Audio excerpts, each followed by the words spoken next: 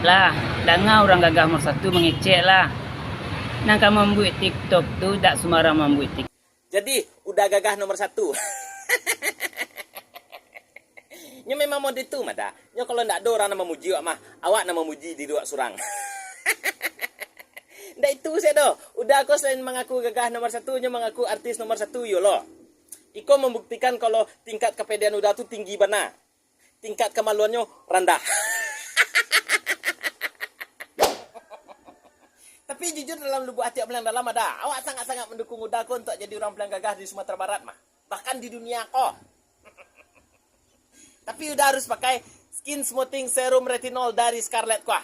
Karena serum kok bisa memperbaiki tekstur kulit Uda, menyamarkan kerutan di wajah Uda, serta menunda penuaan dini yang ada di muka Uda tuh. Celeklah muka Uda lagi benar tuh.